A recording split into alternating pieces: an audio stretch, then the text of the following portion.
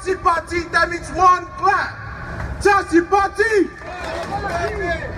You just clap, I'll say the word. When I say Lua Party freedom, you go, freedom! Scream it like you mean it, okay everybody? Lua Party freedom! Freedom! Okay, we're gonna do the word dance.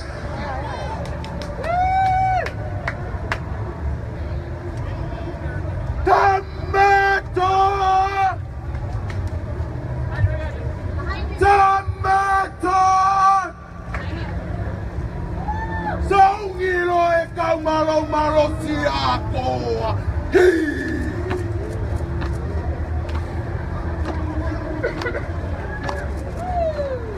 Oh, que me paia me umala ile pa kasimai. Oh, ia ia ua. Ole a o kau. Malero kokele. Le se pala ai le kea. Lau ke pe ia e mai boa male pa ai ke. Le kamato. E makau ki a kele. A maua o e kamaki o le to. Paka malepa tola koa. To ila i a maropa au ki roa. O au o le toa o le basa lolo.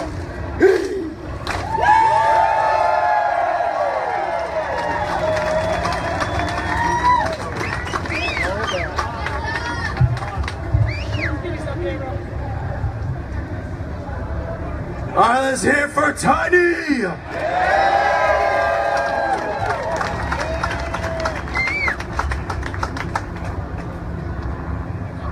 Okay, please remove your hands. We're going to open up in a quick prayer.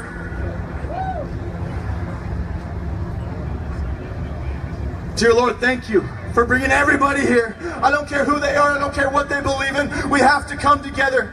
And I know that you're shining over this city today. And I ask that you breathe your life and your spirit back into this city. And you make this day one of the most positive days that Portland has ever seen. In the name of Jesus Christ, we all love you very much. Amen. Amen.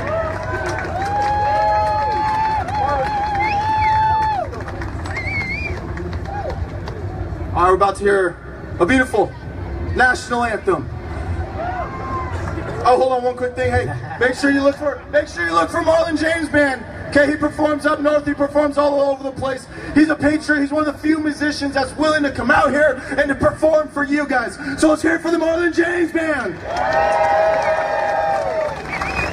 Oh, say, can you see the dawn's early light?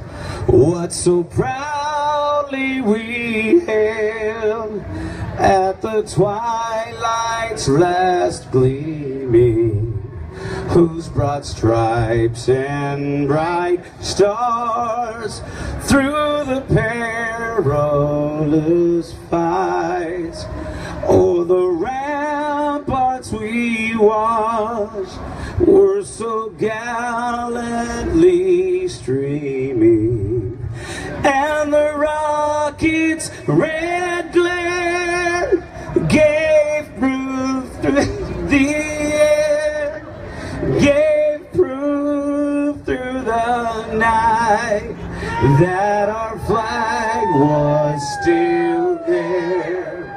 Oh, say does that star-spangled banner yet wave o'er the land of the free and the home of the brave?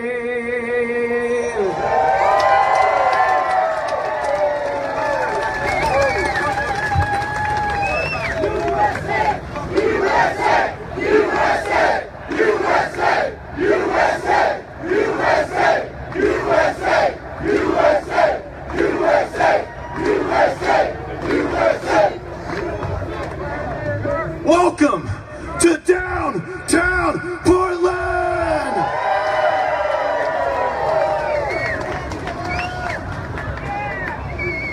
One of the most liberal areas on the West Coast. One of the most liberal cities in the United States of America. Yet here we stand, united together in the one place that we are not supposed to be.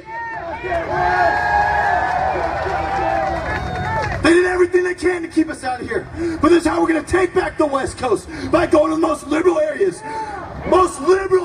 and showing the conservatives, the constitutionalists, the libertarians, the moderates, I don't care, everybody. We're going to show them there is faith and there is hope. There is hope to take back these states.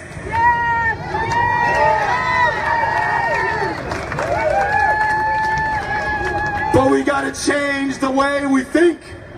Do you hear me? We got to change the way we think.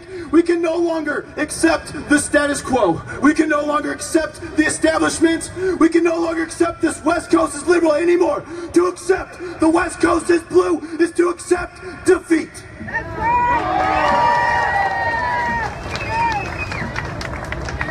But understand that Portland, like most cities on the West Coast, is surrounded by conservative counties on all sides. And we will no longer just sit outside looking in thinking about how crazy it is here. Portland, I mean no disrespect, but you've gotten crazy with the stuff that you do. I mean no disrespect, you guys have no idea because you're in a bubble and we all sit out here looking in, and we will no longer do that. We will no longer just sit outside looking in. We will no longer call Portland a lost cause. We will call no city or no state on the West Coast a lost cause anymore.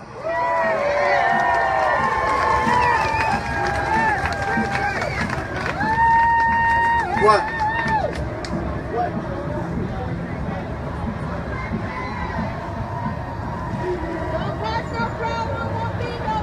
All right, listen up. Are we good?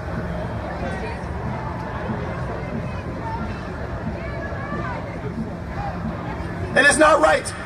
It's not okay to call Portland a lost cause. Do you get that?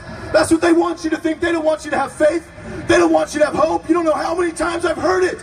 A million times they say, Joey, don't go in Portland. Do not go in Portland, Joey. Don't do it. It's a lost cause. Kids are around, Joey. Don't go in there.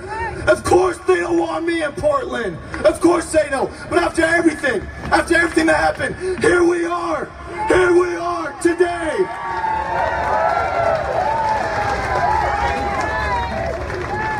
I will do my best, together with you guys, to breathe life back into Portland, to bring logic back into the city, and to show Portland and the West Coast how to be correct, not politically correct.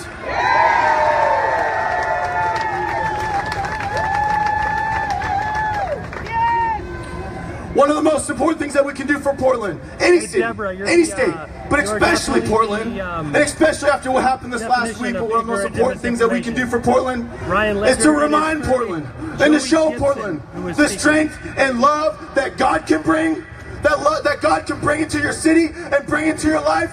We need to remind Portland the peace that Jesus can bring into your heart and bring into your life, and we got to start now.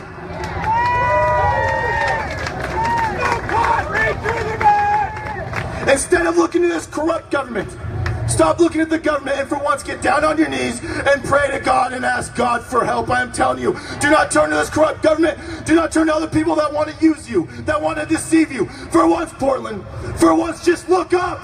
Look up for guidance. Look up for change. Look up for real change.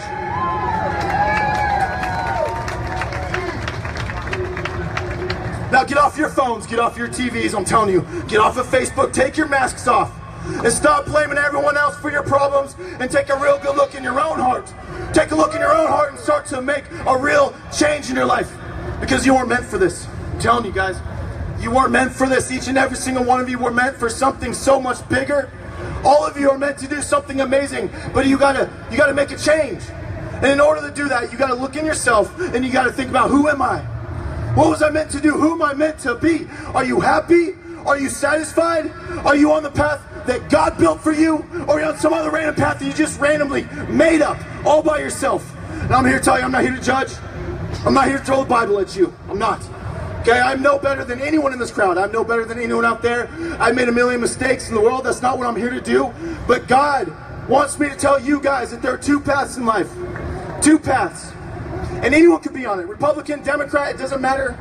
Teacher, cop, you know, there's a path of darkness. I'm not talking about evil. I'm just saying darkness, confusion. It is hate. It is lies. It is deception. It is having no purpose. And this path is slowly taking over our country.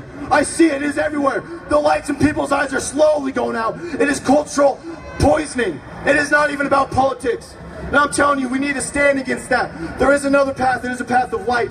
There's a path of love, of goodness, is spirituality, and it is being honest. The one thing I see that these guys do too much, they try to fight hate with lies. You can't do that.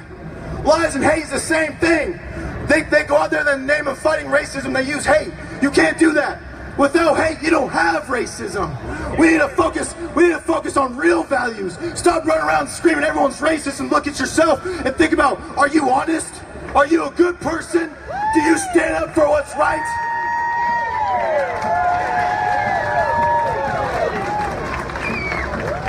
When's the last time we heard a leader go up on stage and say, hey, guys, as a country, we need to focus on being honest? I've never heard that. All I hear is racism this or racism that. I want to challenge all of you guys here today to be honest people. Because if you're not honest, then you will never be on the true path of light. You will never be able to fight hate. Without light, there will always be darkness, and the darkness is slowly coming in from the East Coast, the West Coast, and it's squeezing its way on in. And the only way to stop that is to spread love and to be good people.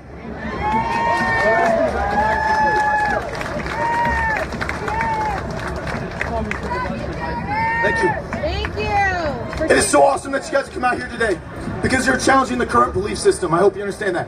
Think about the belief system in Portland. You're not supposed to be here. And by challenging the current belief system, that is how revolutions begin. Because enough people like you and enough people like me come together and we say enough is enough. Let's change the way the world thinks.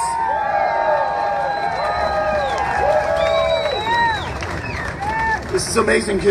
You guys coming out here today, you're showing all the people who stayed at home. Trust me, there's thousands of people who want to come out today, but they're too afraid. They're too afraid to show who they are, what's in here. But by you guys coming out here today, you're showing all the people who stayed at home that is okay. It is okay to show what you believe in, even in Portland. I don't care who you are, I don't care what you believe in. You should be able to come into Portland, an American city, and show what you believe. Show what's in your heart. It is okay to be a conservative in Portland.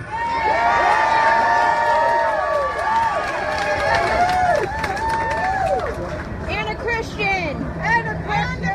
And it's okay to be a beautiful Christian too. Now I'm going to say this one more time. I want you guys to understand some of the basic fundamentals that we need to change our country. They're so simple, we overlook them. I'm going to tell you guys this again. You do not have to be afraid. You do not have to stand down anymore on the West Coast. And you need to take that message, take it home, tell your children, tell your family members, your coworkers, the strangers. You pass on the word that we will no longer allow fear to run us in the United States of America anymore.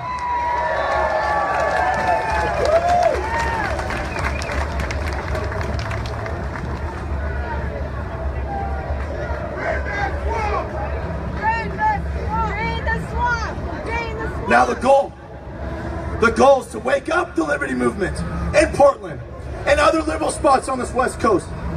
To wake it up and help the people understand this isn't about race, this isn't about social justice, this is about taking on the evil and the corruption that has affected our government, both from the city level going all the way up to the federal level. This is about taking on the globalists, the elites, the establishment. I am sick of seeing these career politicians acting like they own us, acting like they own this country, acting like it's their birthright to boss us around. No more. We got to take the power away from these people and give it back to the people. I am talking about a peaceful 1776.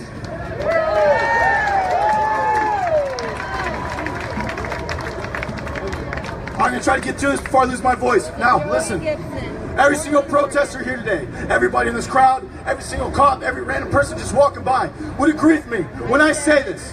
Do not overlook this. When I say this, everyone would agree. Our government is corrupt. It's been taken over. Our government is corrupt. Do not forget that. We all just accept it as the status quo. It is not okay that our government is corrupt. This is America, baby, and they will take it over, I'm telling you. And we got to take on this government with everything that we got, and we got to do it together, and we have to be united.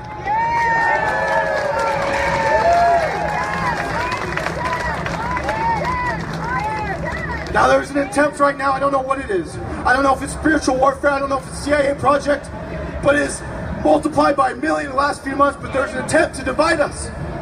I don't know if you guys see this, it is everywhere. It is on Facebook, it's like there's drama, there's lies, there's hate. They're doing everything they can. I hear all the time, Joey, stay away from this person because of that. Stay away from this person because of that. That is done on purpose. They want us to fight amongst each other. Do you guys understand that? They want us to focus on the stupid, insignificant drama that we have with each other. So that way we don't come together and unite and take on the real good fight. I'm talking about the good fight, take on evil, corruption, and big government.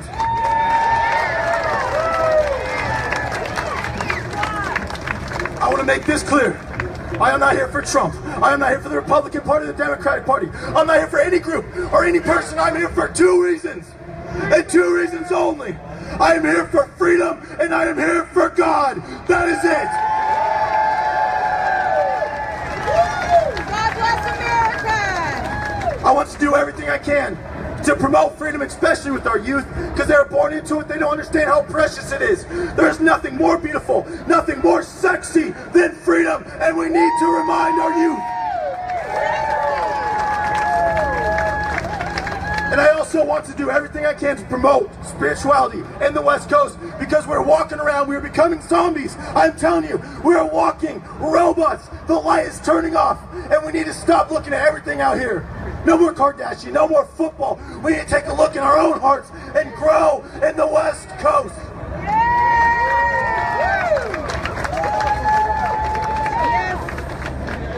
Thank you. As I sit right here, I cannot tell you how beautiful this is. This picture right here, this is the heartbeat of the Liberty Movement. It is you guys. Do you understand that? It is not the keyboard warriors. It is not the politicians we send to DC. They hate the Liberty Movement. They hate the Liberty Movement because this is a direct attack on their job security. I appreciate you guys coming out here. You guys coming on the streets, unafraid, unapologetic, because this is what's important to you. You guys love this country. That is passion. That is love for country.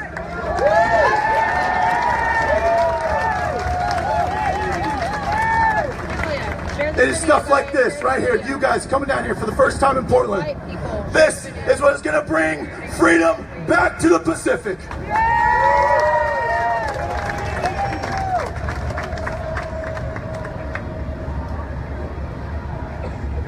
Now is our obligation to stand against communism. We got to stand against communism. We got to stand against the extreme left, liberal ideology that is obsessed with controlling thought, obsessed with controlling behavior. And we need to show the people that having a large nanny state will not solve their problems. Are you kidding me? We don't need a babysitter up top looking down on us, telling us what to do at every single step, every single minute. That is not what we need to help the people understand. We need to help the victims understand.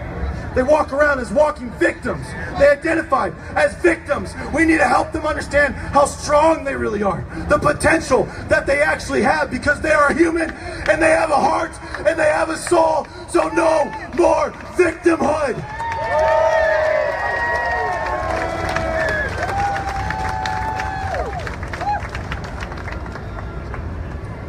This has been done on purpose by government. They want us all to be victims.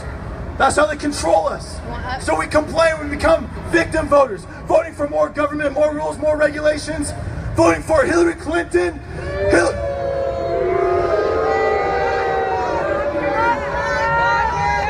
That's a rough crowd. You guys don't like Hillary? Well, we gotta lock her up or what?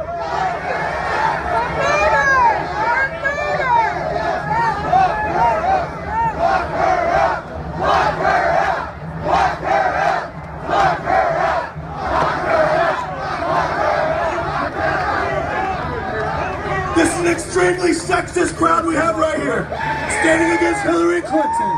How could you do that? Hillary Hillary Clinton was nothing more than a victim candidate. She'd run around, tell everyone they're victims, and she'd say, vote for me, now give me more money, give me more power, give me more votes, because you guys are a bunch of helpless children. That is the biggest lie of the century, I am telling you.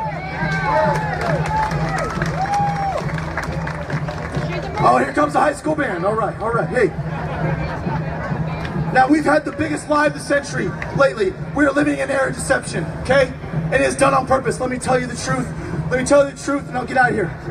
The truth is that each and every single one of you have the ability to do amazing things in this world. I mean that from the bottom of my heart, but you have to believe it. All of you can do amazing things. And I understand some people have it harder than others. That is a fact. Someone has always had it harder than you.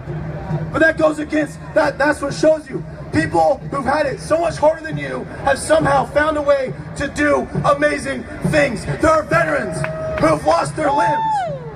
There are people with debilitating diseases, but somehow they find a way to accomplish amazing things in their life. So we got to be thankful for what we have and who we are. And like I said, we cannot identify ourselves as victims, or else you'll always be stuck behind everybody else.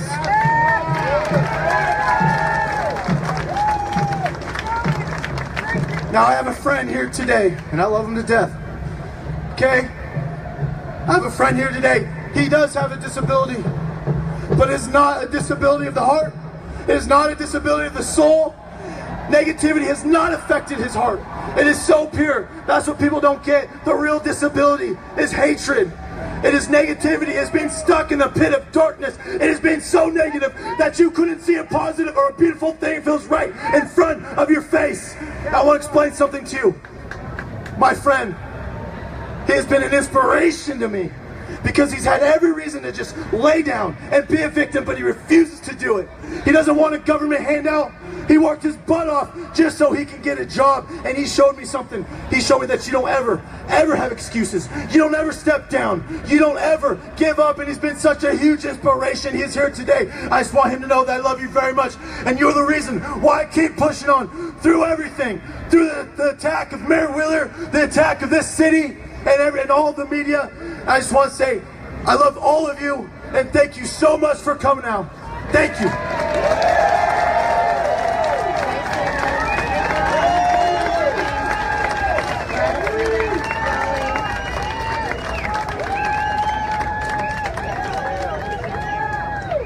How's everybody doing today? We're out here in Portland, Oregon. At a free speech rally. Wish you guys were here with me. All right, we're going first names today. I would like to everyone give a huge welcome to Haley.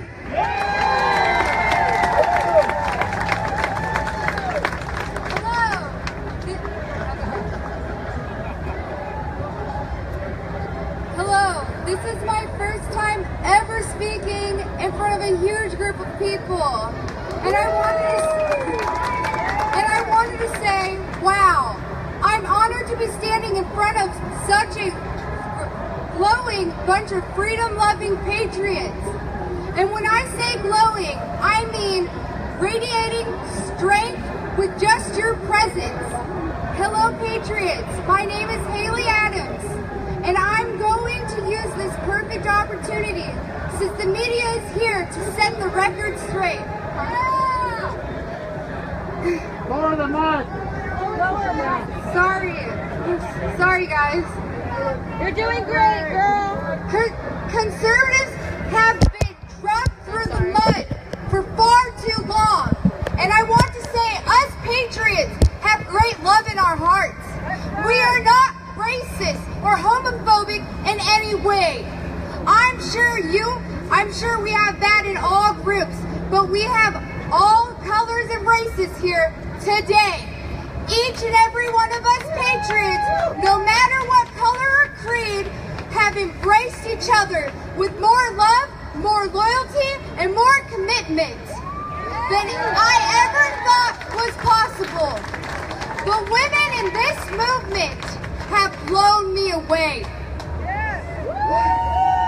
I have never seen such a strong bunch of patriotic women in all my life. Ladies, we are warriors. That's right. I believe we have a special group out here that can see the truth behind the lies, but that's what gives us fuel to fight for our right as women. We've been called filthy names by the left, but we still love them. We've been spit on by the left, but we still love them. We have fled from the left, but we still love them. We spoke up to the left and they fled. We are offering peace between our two sides. We have a lot more in common than the media tries to tell you. The media has done an injustice to us American citizens. The media has lied, manipulated their way straight up to putting our president and our country in danger. We need to stand up against the propaganda that the media and the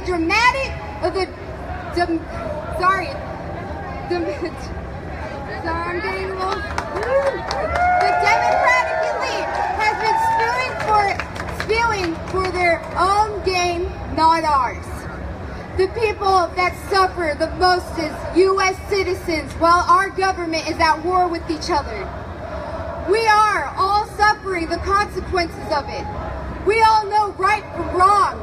We all know we must follow laws, and for some reason, the Democratic side does not like to follow our laws, which puts our policemen and our military at risk. We need unity. Unity is vital to ending the insanity of hating each other. I look around and I see familiar faces. My mother, Conchetta Adams, she's one of the biggest patriotic women I know, and I love my parents for being out here today with me. There is a man from New York City that traveled all the way here to stand by Joey Gibson and all of us, and that's Robert Herrera. A man that came from California, and his name is Hadim, came here to stand with us patriots and Joey Gibson. No longer can they say us patriots are racist or homophobic. Hold hands, raise them in the air. Unite, divide. Unite, not divided. Sorry. Unite, yes. Raise your hands. Unite, not divided. Unite, not divided. Unite, not divided. Unite, not divided. Unite, not divided.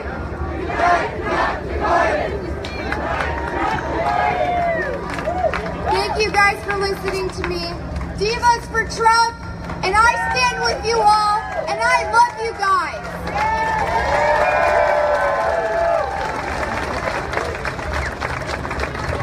Let's hear it for Haley. Haley's pretty short. All right.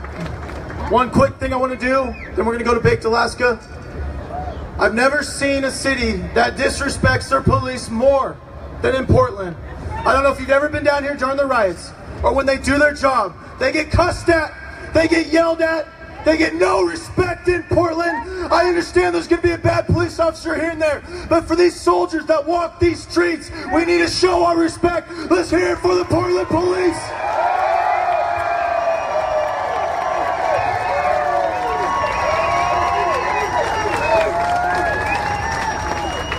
That's the most love they've received in 30 seconds and they've received in years here. Now let's give a big round of applause for Baked Alaska. Oh, it's a little tall. Got kind of a manlet. You gotta put this down. What's up, Portland? How are you? What's up? I love you. I love you. I'm doing like a live stream at the same time, so please forgive me. I'm multitasking. I guess this is like the future, you know, what we got to do. But for real, Portland has given me such a warm welcome out here. I give it up for Portland and everyone, all the Patriots out here. You guys are beautiful. Thank you. So, my name is Baked Alaska. I am oh, I gotta do this. I am an internet guy, memester, and I helped Donald Trump get elected. Praise Keck, of course. Hell yeah. Shout out to 4chan, shout out to Inner Heaven, gang gang. But, guys, you know, I call it the black pill. I've been kind of black pilled. That means that you think there's no hope for our country left. And that's how I've felt lately. But you know what? Seeing all these young patriots coming out, this is firing me up. And we are going to take our country back, and we are going to make America great again, okay? And so, to all the people out there, to all the patriots who get discouraged, I mean, you know, we see these Marxist ideologies. We see the communists coming into our schools, into our academia, and we see all these problems that we have, and it is discouraging. I will be honest. It is rough to see. I never thought I would live in a country where I say I'm proud to be a white Christian male, and they say I'm racist. Okay? Can we say this? You should be proud of who you are. I don't care what you look like, what you believe, you should be proud of who you are. And these, you know, the Marxists, the communists, the left, the liberals, they don't want you to be proud of who you are. And frankly, I'm sick of it. I think we've had enough. I'm not going to feel guilty because I'm a white male. I'm sorry. I'm not. I mean, they might be triggered, they might be upset, but I am not going to feel guilty, okay? So, we are here today, guys, for free speech, okay? Give it up for free speech, everyone. And free speech was made not to protect popular speech, it was made to protect unpopular speech. Did anyone know about that? You know, I heard that quote from a guy that I admired, a guy who got me into politics, who got me interested into politics. And that guy's name was Ron Paul, okay? So a lot of people don't know this, but the person who red-pilled me originally was way before the Trump movement was Ron Paul. And I tell people, you know, we love Donald Trump as our president. He is our president. We support him. We support him all the way. We support our veterans. We support our police officers. Amen. Amen. Can I get an amen? All right. God bless you. Thank you. But I have to say, even though we love Trump, this movement was here before Trump, and it's going to be here after Trump. We are not, we're, yeah, 1776 will commence again, okay? If you take our firearms, so don't even touch our guns, people. But seriously, guys, I just want to say, you know, thank you to everyone who is coming out here. This is not easy. I mean,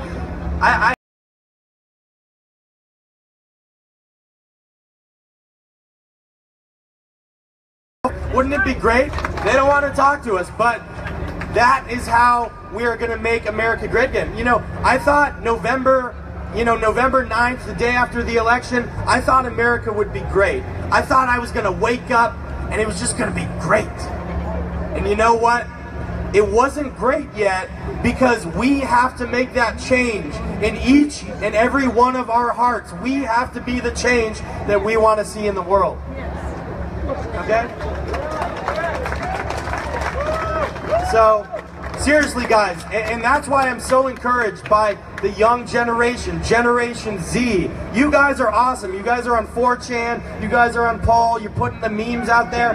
That is what is winning the culture, and we have to win this culture war. Alright guys, well, we have tons of other speakers. We have Bass Stick Man and a ton of people, so please stick around. God bless you guys so much, and thank you to our police officers and our veterans. I love you. God bless you. Thank you. Thank you. Let's hear it for Baked Alaska. Can you please raise your hand if you are a veteran? Hell yeah, we gotta give it up for our veterans! Let's hear it for them, come on!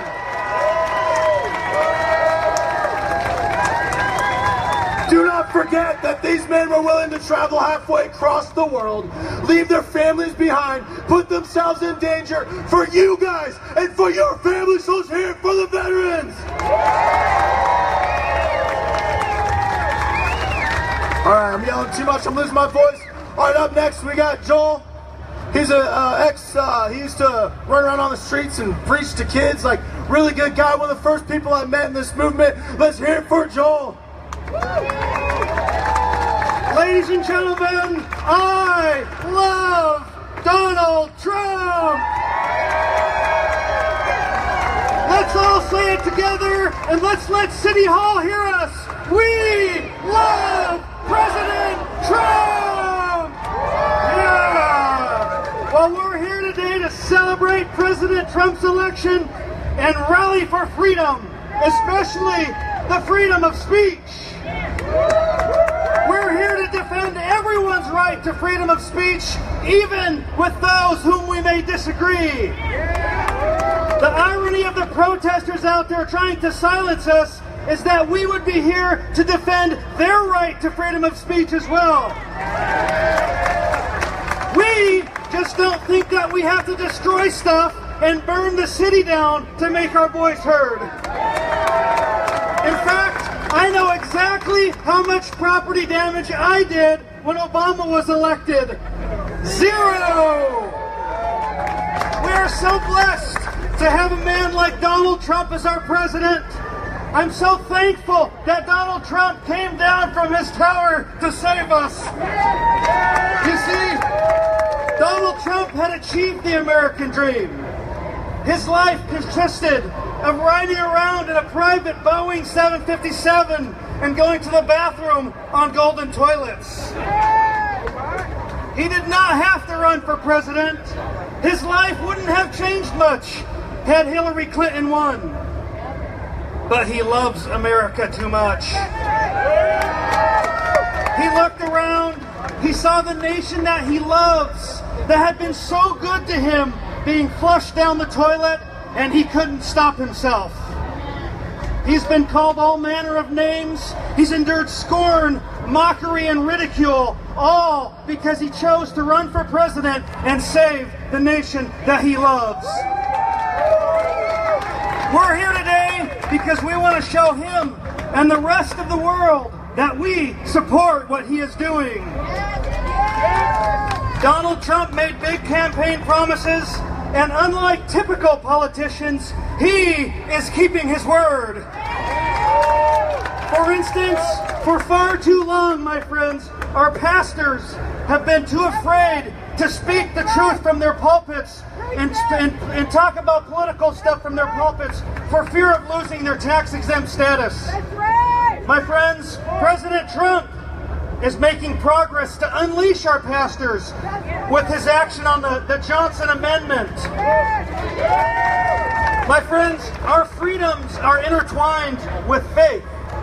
You see, America's founding fathers had it right when they said, a godless nation cannot remain free. That's right. If people in a society aren't governed by an inner moral compass, we must make laws to govern society.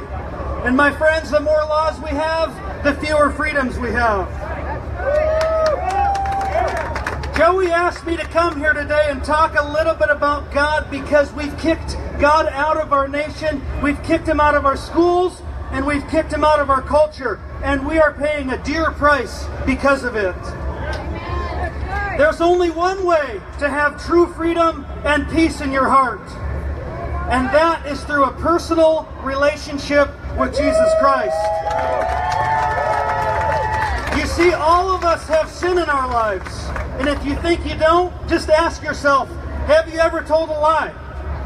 Have you ever stolen anything?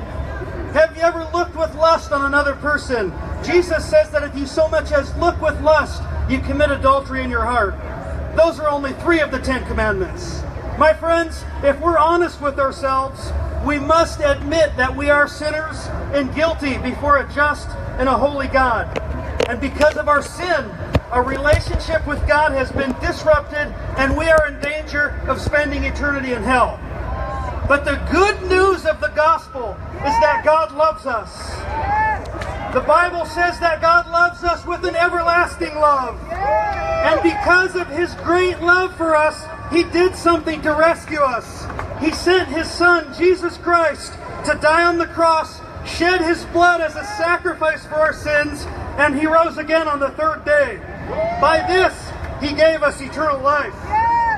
You can't earn salvation by trying to be a good person. The Bible says, for it is by grace you have been saved through faith.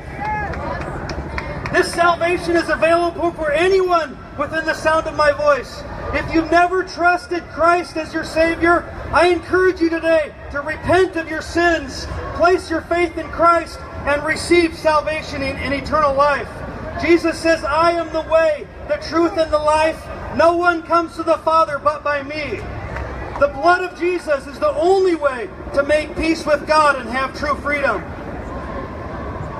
In the same way that Jesus came down from heaven and endured scorn and ridicule to rescue sinners, Donald Trump came down from his tower to save America. President Trump is putting America first. President Trump is putting us first. I say good riddance to the anti-American, lopsided Paris Climate Agreement. By the way, when did it become so unpopular to have an America First message? Why is it so controversial? My friends, because of Donald Trump's America First agenda, we're seeing thousands of jobs returning to our great nation. Donald Trump is going to go down as the best president in history. Finally, we have a president who genuinely loves the values that made our nation great. He's not trying to fundamentally transform America. There are some that want Donald Trump to change. In fact, they told us he would change when he got the nomination. He didn't. They told us he would change when he won the election. He didn't. They told us he would change when he got inaugurated. He didn't. Am I the only one here today that doesn't want Donald Trump to change? No! We want Donald Trump to be Donald Trump! That's why we support him. We don't want another milk, toast, and cream politician. We knew exactly what we were supporting, and we love it. My friends, the last time I stood on stage at one of these rallies, I told you that I love America. I still love America and the freedom she enshrines. My heart bursts with pride. My eyes fill with tears when we sing my most favorite song in the whole world, the Star-Spangled Banner. I told you the story of a World War II vet who charged us to take good care of America. My friends, we put Donald Trump in the White House, and we've done our part for now to take good care of America. But that's not enough. We must stand vigilant to support this man, because you see, the swamp creatures are fighting back. They're pulling out all the stops and they're doing everything they can to take him down. But we are not going to allow them to. We will march on Washington if that's what it takes. Patrick Henry said, "Give me liberty or give me death." That statement rang true 240 years ago, and it still rings true today. With the election of Donald Trump, God has given America another chance. The American way of life as we know it has been saved. Once again, we are that shining city on a hill that the Bible talks about and about which President Reagan spoke so eloquently. Before the election, I said I wanted to be able to say a few things when the election was over. My friends, today, from this stage, I am able to say them. It's morning in America again. The sun is shining on our hopes and our dreams once again. My friends, the long winter's night is over and springtime is here. Thank you. God bless you. God bless President Donald Trump, and may God bless the United States of America. USA! USA! USA! USA! USA! USA! USA! USA! USA! USA! Love the energy. I love it. It's absolutely amazing. I got a quick message I want to send to you guys. Like I said in my speech, we need to find a way to open our arms. We need to find a way to come together. Like I said, there are too many people trying to say we need to kick this person out because of that. We need to kick this person out because of that. And I want to tell you, as a Christian, what I believe in, I do not enforce my morals on other people. I do not believe the government should enforce their morals on us. And there are several people, and some people get mad at me about this, but it's very important that we welcome all people. It doesn't matter if they're gay. It doesn't matter if they're transsexual. If they believe in freedom and they want to fight for us, we're going to open our arms for them. Do you agree with me? Now I want to say something about the next speaker. Okay, her name is Amber. If you want to see a real soldier, you take a look at the Berkeley YouTube tapes, April 15th, and she was kicking butt that day. It was absolutely amazing, and I want you to understand it was in self-defense because the police stood down. And she was running all over the place, protecting the speakers, protecting free speech, and we need to welcome her with open arms. Can we please hear it for Amber?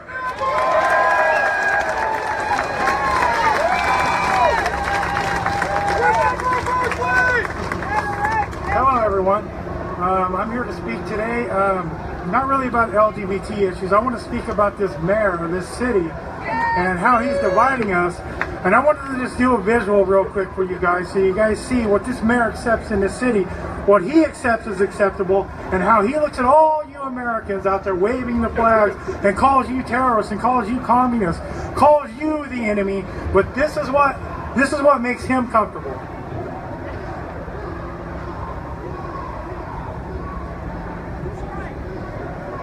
If I can get it.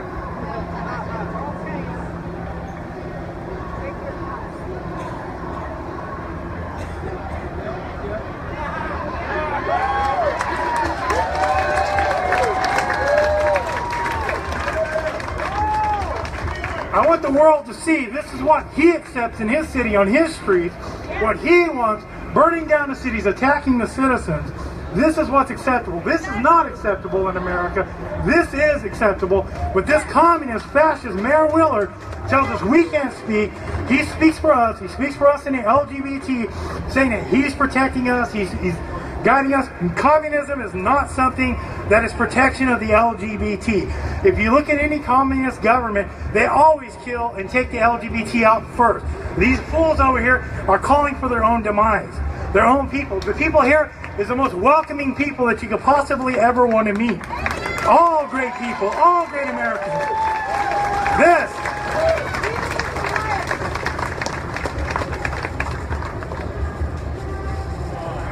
Once again.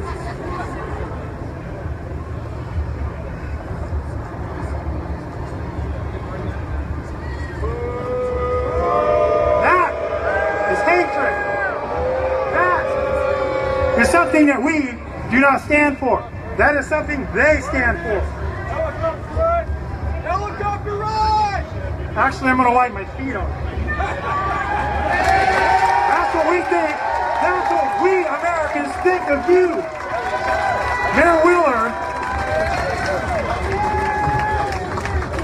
That's right.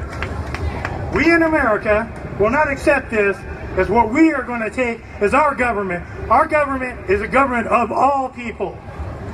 So, this Mayor Willard, we need to call on Donald Trump to do an investigation on why he finds it acceptable to have people running his streets burning down the cities, attacking our people, and nothing is done. And we're called the terrorists. The mayor of the city is, I remember some meeting I saw where the people of the city were calling for protection on the buses after the stabbing that he accuses us for. I guess it calls me alt-right. So I think he was upset about the immigrants. He said, we're upset that the police would be on the buses, and he didn't want the police on the bus because the immigrants would be upset, which is code for the illegals. So the citizens of Portland do not matter to this mayor. The illegals matter. He protects these people, the terrorists.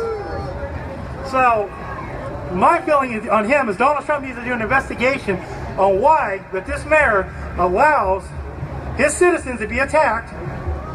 People like this walk on his streets attacking the people.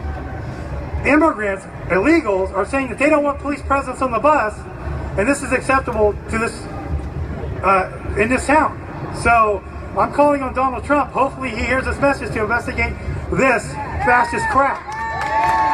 We need to arrest these criminals, put them in jail, and throw away the key. There's a place for them. They want communism. There's a place for them. It's called Gitmo. You put them in Gitmo. They'll be in Cuba. Keep them in Cuba. They get all the free meals they want. Government controlling them. There's a phrase for them. Put them in Gitmo. That's what I call for. But Donald Trump definitely needs to investigate this Mayor Wheeler and find out why he does not protect his citizens. And on top of that, why he does not support his police. He's more interested in the illegals and what they get. If their opinions are hurt or whatever their feelings are hurt, he's more in tune with them than he is the people of Portland. So I don't get why we're sitting here today allowing this mayor to call us fascists, call us alt-right, while we're being surrounded by an army of communists and fascists calling for us, or the death of us and the violence on us. This mayor incited violence on us by saying we were responsible for 2 heroes that were sitting there protecting a woman that was being attacked by somebody that we do not support, we don't have any regard to or no value to. He incited violence, killing all these people. We're responsible for this and brought all these people out here today against us. So we need Donald Trump to investigate this mayor, and this needs to be ground zero, and we need to come back and keep coming back till we get these fascist Nazis out of here. Thank you, guys.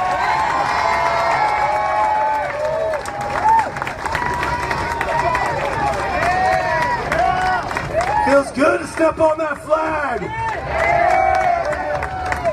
When will Antifa understand that this flag is just as bad as the Nazi flag? I want to say something about Kyle Chapman real quick. People ask me, he's another man. They say, Joey, stay away from him, stay away from him. He doesn't represent you. Well, let me tell you something about Kyle Chapman. This guy, through around, obviously he got pretty famous because he beat the crap out of some Antifa, but that was self-defense, all right? And he was dressed up like a superhero. He had the gas mask on, he had the shield. The first time I showed my wife that, on March 5th, she goes, Joey, are you sure that wasn't you? Because that's something I totally would have done, to dress up like a superhero and beat the crap out of Antifa that's charging in because the police stood down. But let me say something real quick. April 15th, we were down there. He threw this rally. He had the courage to throw a rally in the most dangerous spot in the United States of America for any conservative. And the mayor had the police stand down because he wanted Antifa to chase us out of town, just like Milo, because they run wild. Antifa is the strong arm of the mayor. And so we had some real strong citizens stand outside a complete war zone, including Kyle. I saw Kyle charge into a crowd to pull someone out. It takes real courage. John Beavers got his nose broke. Dave got knocked up pretty good. All these guys got knocked up real good. But here's what I'm trying to say. He had the courage to do that. And what happened? 12 days later, he throws another rally. The world was so disgusted about what happened in April. The pressure came down on the mayor, and the mayor actually enforced the law, and he was able to throw a peaceful rally. Not one person hurt. Not one person hurt. And that's what I am about. Being a Christian and stuff, that's what I'm about. It's about going into the spots you're not supposed to be and pave the way for everyone else, because now conservatives can throw rallies in Berkeley and they know they will be protected by the police. In my opinion, Kyle Chapman is a true patriot. What he did, just a normal man, standing tall, and now he is an icon. Let's hear it for Kyle Chapman.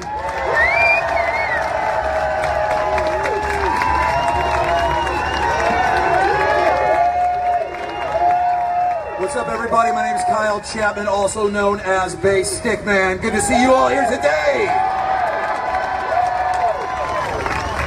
Look at this beautiful sea of warriors and patriots. You guys are gorgeous. Let's hear it for freedom, everybody.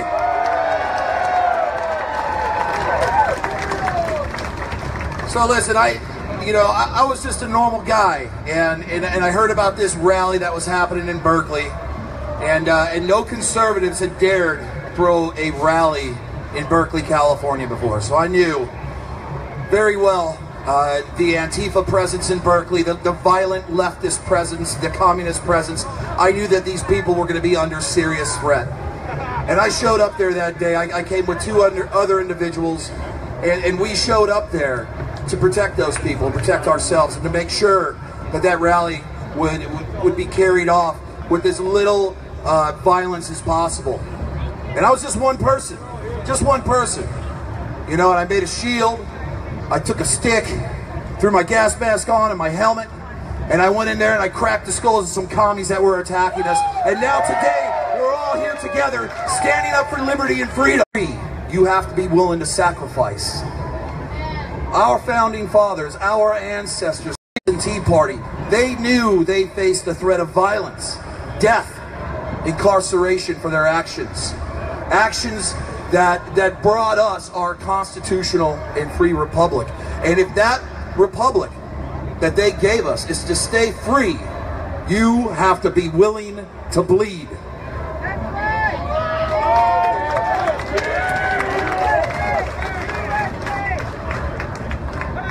So here's the deal, guys. We keep showing up to rallies like this. We show up. The whole point of this rally is that it goes off without a hitch. We don't come here looking for violence. We don't come here looking to mix it up. On the other hand, you've got Antifa, right? They call themselves anti-fascists. We all know they're not anti-fascists, right? These communists that call themselves Antifa, they show up masked. They show up with weapons. They throw bombs at us. They were throwing rocks at us at the last rally. These guys... yeah, so we have to show up in the threat of physical violence. We have to show up in these liberal enclaves where people of conservative thought and ideology are being systematically oppressed. We have to back up our right-wing brothers and sisters. Okay, I'm currently stuck in the Bay Area. I live just south of San Francisco. You can't walk down the street in San Francisco with a MAGA hat on. You'll get attacked. I mean, you could, but you're going to be mixing it up. Same thing in Berkeley. That has got to change. This needs to be a discussion brought to the forefront. Organized leftist violence, organized leftist oppression of right-wing ideology and thought needs to be talked about, guys. It needs to come to an end. And that's what we're doing here today. We're bringing this shit to an end. We're done. We've had enough of it.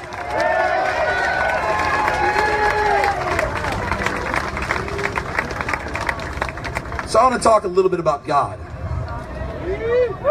Is that okay with you guys? That's good enough. It's not okay with them. It's not okay with these other guys across the street, because these are godless people. All right? So you look at nations that have continued to embrace God. Nations like America. You can go to Eastern Europe, places like Poland, Russia. They've continued to embrace God. They have not forgotten their Christian roots. And those nations are still standing strong. But then you go to the secular nations where the majority of people have lost their connection with God. Now, let's just look at Western Europe. What's happening over there? It's not good, guys. They've lost their connection with God. They've lost their connection with their Christian roots. And now they are facing an Islamic jihad. We have to remember God in what we do. We have to remember that in the drafting of the Declaration of Independence, God was mentioned 4 times. And we have to remember that our rights are given to us by God, and they are inalienable. No state gives us our rights. Our rights are given to us at birth by God, and can be taken away by no one, ever. And we have to fight for that. We have to maintain our relationship with God. Now, you don't necessarily have to be a Christian. You can be, New Age or spiritual. I even know some hedonists and some Odinists, but they have a connection with God. They have a connection with what's right and with what's wrong. And that connection with God is the antithesis of leftist communist ideology. Communism seeks to stamp Christianity out of its nations. Communism seeks to eradicate God from the political discourse and the diatribe. But we can't let that happen here. And we're going to stand strong. We're going to stand with God. God is with us. He has our back, people. President Trump's going to have our back for the next 8 years, and we're going to take this country back.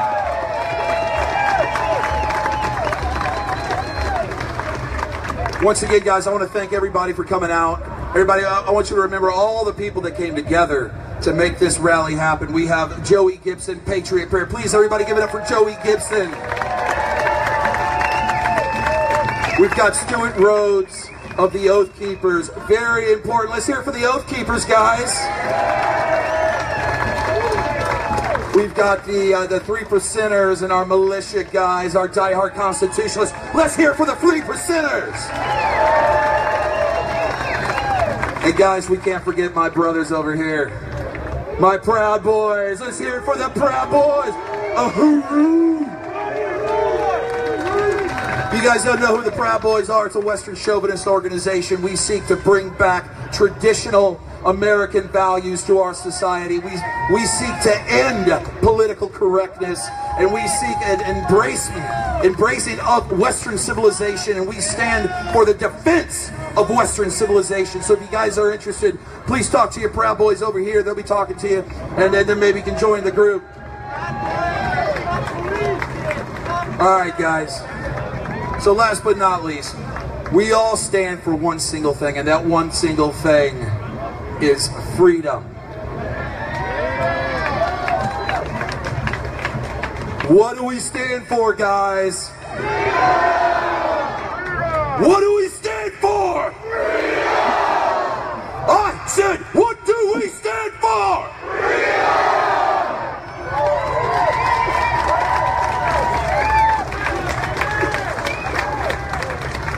Yeah, let's hear it for Kyle Chapman.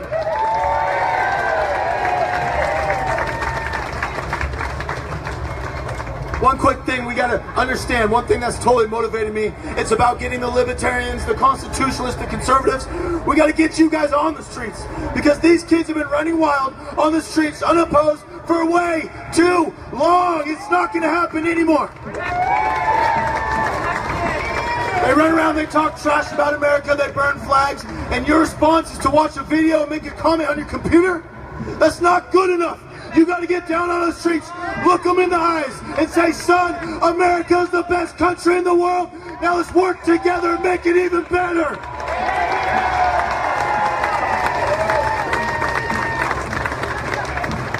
Now I have come out, and I said we want nothing to do with the extremists that want to latch on to what we're doing. I disown all Nazis. I disown all white supremacists. I disown all the racists. I want colorblind people only to join this movement. Now I will continue this fight to get them out of our group, but I'm calling on all moderate liberals. I'm calling on all liberals to disown the extremists in your party. Disown the Antifa. Disown the communists. Stand tall. Practice what you preach. Please, practice what you preach. All right, up next we got Danny. Here we go. Let's hear it for Danny.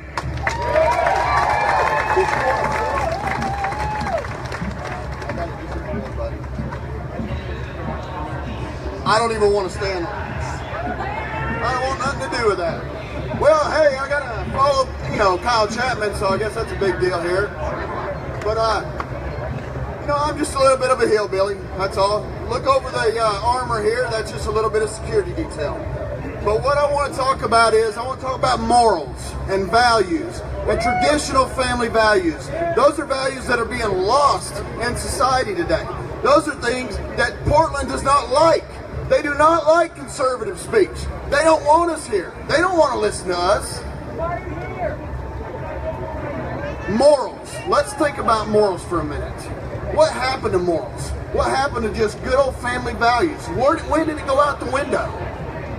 Another thing I want to talk about, because I'm going to be brief because there's a lot of speakers coming up. All right. We have to get involved. These rallies are great. Don't get me wrong. But we have got to get involved at the state level. Do you realize how many laws are being passed that are taking away your freedoms at the state level? We have got to be involved in that. You got to go down, you got to speak out. Whenever a bill is introduced, you got to do that. I want you to remember one name, and there must be something going on over here because I'm out. Guys, just hold back for a minute, stay calm. They're going to take them out of the park, stay calm, all right? Let's just take a quick second here. All right, guys, so what's going on right now is they are kicking them out of the park, across the street, kicking Antifa out. So I'm going to go ahead and head on over there real quick and check that out. I'm going to see if I can find a nice safe spot for my camera, though, in the meantime. Yep, I got it. Alan, are you staying over here? Are you staying over here for now? Can you throw my camera in the back? Oops, sorry, man.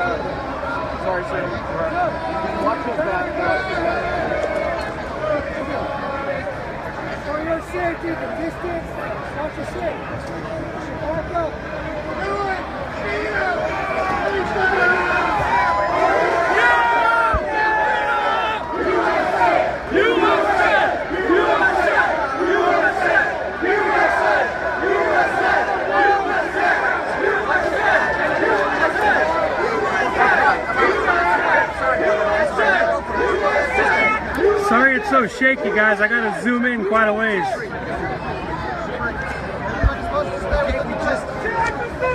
Thank you, police!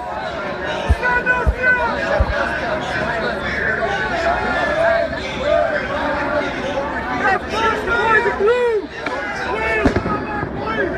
Alright, we got flashbangs.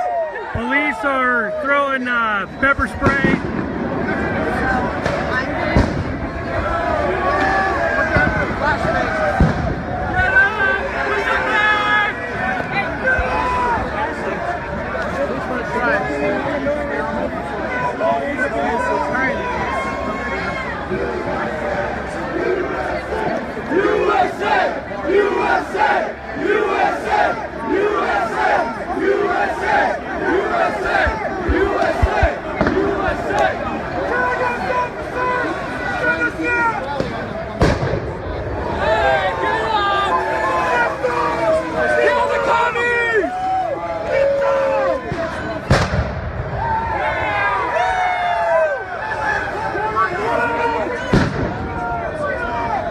Goodbye! Bye, Tommy! Goodbye! Round down, right! Thank you, boys of blue! No, not so. The USA is what they're chanting over here.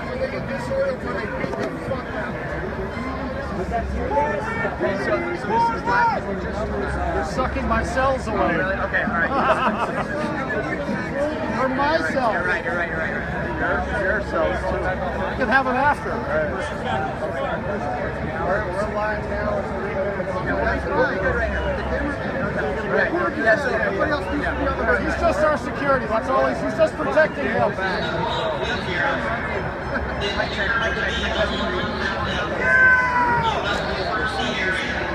Hey, so Steven, I might swivel this way to show this crowd.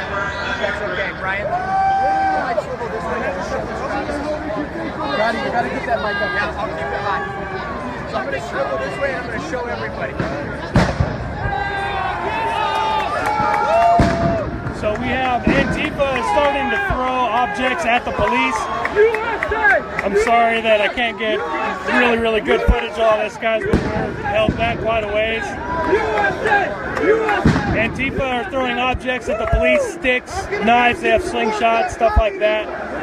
The police are using flashbangs and smoke to try to split them up a little bit, but Antifa in their truest form is just resisting.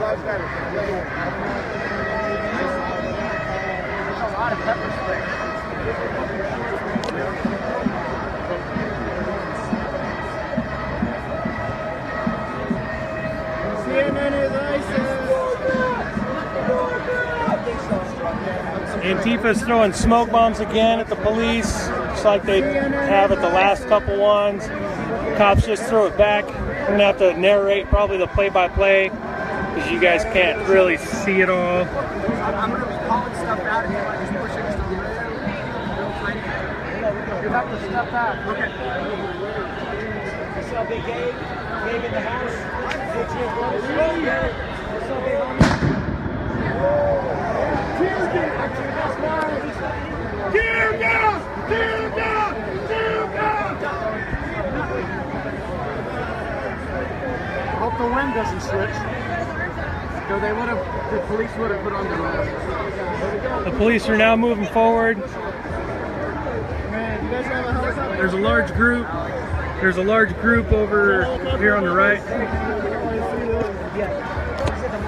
Okay, yeah.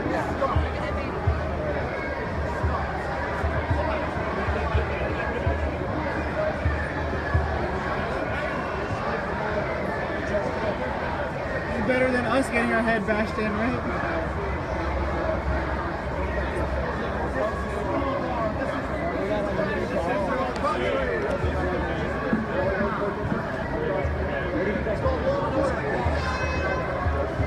So what's happening is that the police told the protesters to leave, they didn't leave, and now they're forcefully removing them.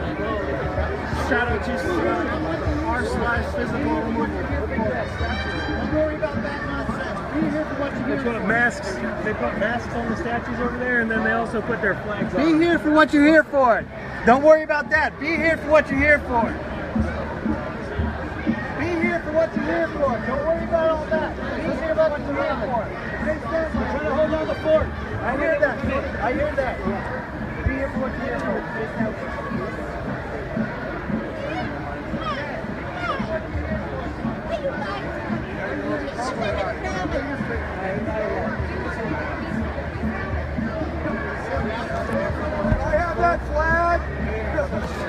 I want you guys to pay attention about all the trash that's over there right now.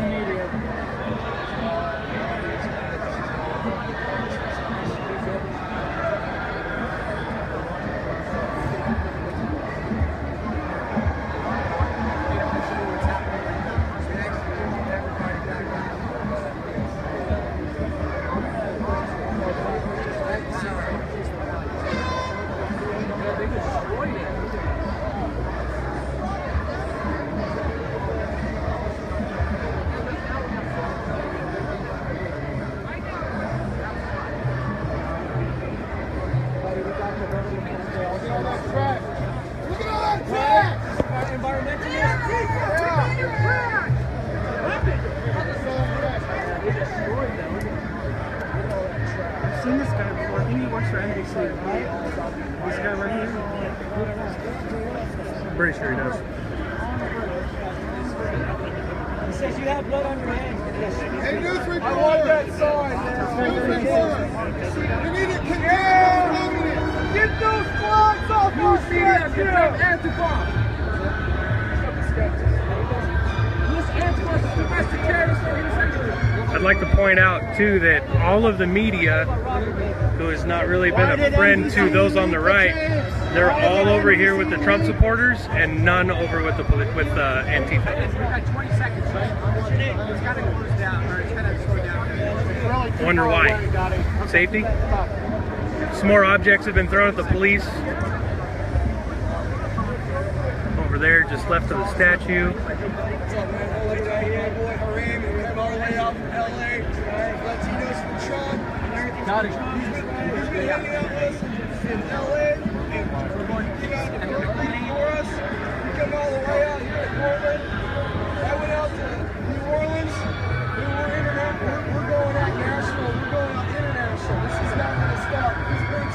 This is NBC right here, guys. Where's the NBC? Where's the truth?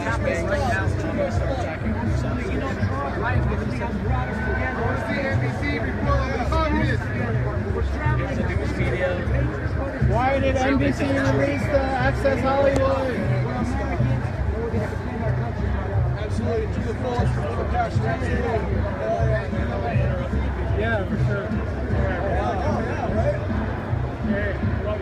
Hey, we're more entertaining coming out of This shows reaction first. Oh, yeah, right. Sorry? Antifa's domestic terrorist organization. Condemn it. I understand. Terrorists. Antifa's terrorists. Like the media. Antifa's domestic terrorists. Betty Kate right here. Got all the other patriots right here. Phoenix right here. Phoenix, Arizona. I'm still recovering from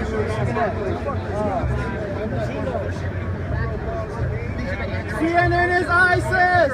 On this side of the street, this is where the cultural rally was happening right now.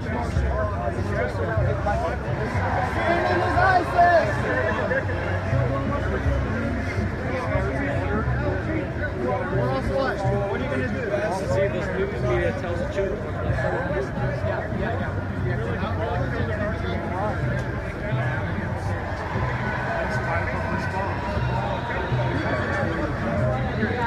Alright, I think I'm going to go back over to the rally. I mean, it's not like you guys can really see too much anyway. I have it on film right here.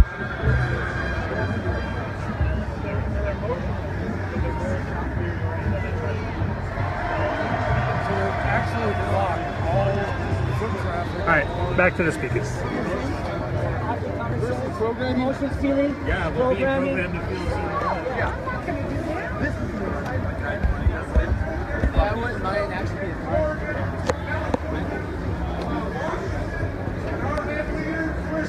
Thanks for coming out.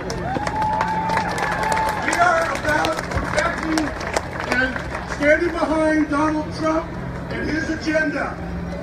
One of his agendas that we haven't talked about is radical Islamic terrorism. We have got to eradicate that. Everybody, bow your head a second for the people in London from the attack yesterday. I have a really fast charger. May God be with them. Protect the rest of the people of the United States against these horrible, evil people. We're not against the people that want to be peaceful, only against those that want to kill us. We got veterans out here that have been fighting them for 14 years. God bless them. God bless America. God bless the USA. USA! USA! USA! USA! USA!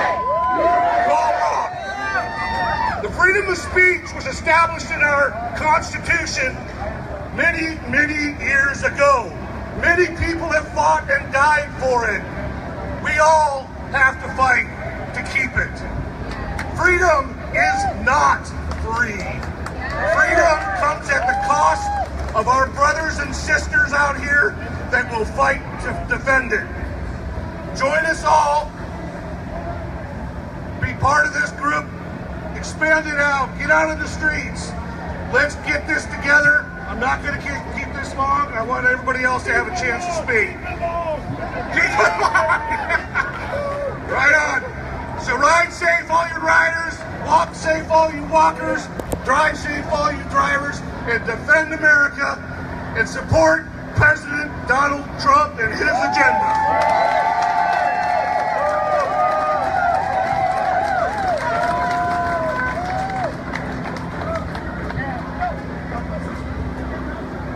And God bless Israel.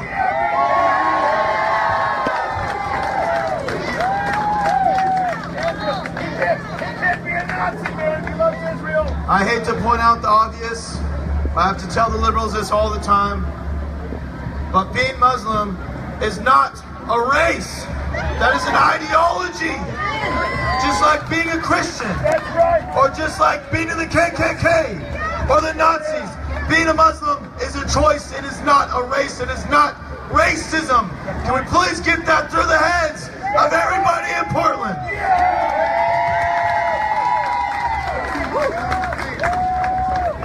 Okay, up next, we have a woman named Pam, and it's only going to go by Pam. She is furious online. You don't want to mess with her online, okay? I'm telling you, she's one of the most hardcore keyboard warriors I've ever met in my life. I do not mean that in a bad way, like she does damage online. Let's hear it for Pam.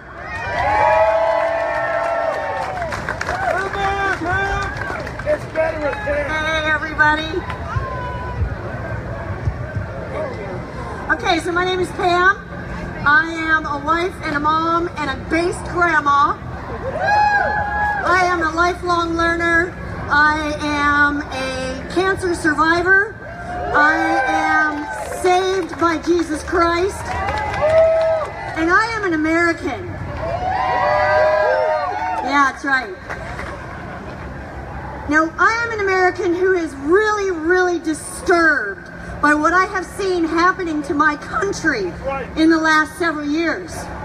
And what I've seen happening is if you have a conservative point of view, if you have a Christian point of view, if you have a capitalist point of view, you are evil, you are racist, and you get an ism attached to you. You get a label attached to you. We are in this age of labels. Everybody who is against a leftist ideal gets a label attached to them, and then they get attacked. Yeah. And now what's happened is we have this silent majority. Now the silent majority, we came out on November 8th and we spoke in those voting booths. That's right. But we're still not out on the streets. We come out and we have our Trump stickers and our MAGA hats and our flags and our patriotism, and we get attacked. And we're called racist and xenophobes and other isms that really just don't apply. And I'm here to tell you 2 words for all those people. No more. No more are you going to keep us silent. No more are you going to use fear and intimidation to take away one of our most basic God-given rights. No more. We are going to march in the streets. We are going to rally in the parks. We are going to speak our truth, and we are going to do it without fear. Now it's going to take every one of us, all of us.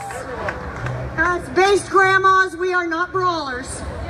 We're grandmas. We're going to bring you cookies and give you a hug. But you mess with our freedom. No more. Now I want everybody here to join me in sending that 2-word message to all these people around us that want to try and shut us up. We're going to tell them no more. 1, 2, 3. No more!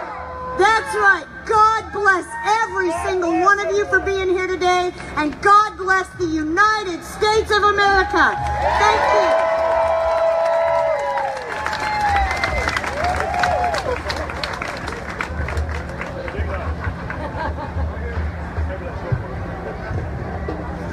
Hey, let's hear it for Pam. One of the best grandmas, and I talk about whenever I talk to people, for some reason I keep talking about grandmas, and it's really, really important because I want an environment where grandmas can come out, where mothers can come out, where children can come out. Everybody.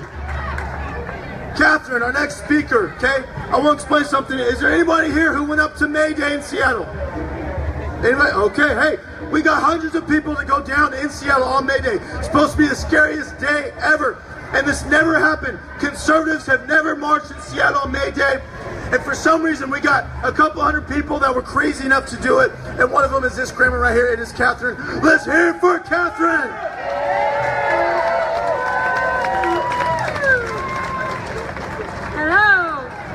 Well, thank you for your attention. I have a couple of things that I would like to share. I had a speech planned actually before the killings last weekend, and I really, really wanted to come here, and I wanted to share a little bit about why I even come to these. I did vote for Trump. I am not a Republican. I am not a Democrat. I'm an independent voter. I'm one of those people in the middle that everybody tries to get on their side. And I voted for Trump. I was proud of that. I was invited to a rally, and you know, I was a little scared to go. And I got some other people. I went, and it was awesome. It was in the north of Seattle. There were thousands and thousands of people there. Totally blew me away. I got there about 3 hours early, and the line was about 5 blocks long, 6 people deep, and I was like, what? In Seattle, there's that many people that are for Trump? It was a wonderful, awesome experience, and that was before the election. Then when he was elected, we were like, woohoo! We want to get together, we want to celebrate. I'm also a businesswoman. I was excited about having a businessman finally in the White House that would be practical. And so when he was elected, then it was like a group of us wanted to get together in Olympia, and we simply wanted to say, whoa, this is wonderful. We got together, we were called together rather, and then there was a few threats. And so the governor decided to cancel our event. Well, by that time, you know what? We were getting tired of being attacked on the way to things. We were getting tired of getting our MAGA hats ripped off. We were getting tired of the old people being kicked and maced and, you know, all the different things. They are super, super brave when it's 1 or 2 people by themselves. They're really brave when it's an old person, or they're able to just run up behind somebody and blind hit them. But you know, they're not so brave when it's a bunch of people. And we decided, you know what? We're simply gonna go anyway. We don't care. We are not gonna let fear rule us. We don't care. And so we went there, and that was my first experience with Antifa. And as I sat there, and it was wonderful, we were singing patriotic songs, and we're listening to speakers, but there was a Gold Star mom. And as she began to share, then people like that got closer and closer to the stage, and they got louder and louder, and they were trying to drown her out. And something inside me went, no more. Just like Pam said, no more. I wanted so badly to put myself between that woman and those people, because I have a Marine grandson that's right now serving in a foreign country to keep us all safe. And so that just lit a fire beneath me. And then I decided, I thought, you know, I'm gonna go get kind of a little bit closer to them and see what they're like. Do you know the great majority of them are teenagers?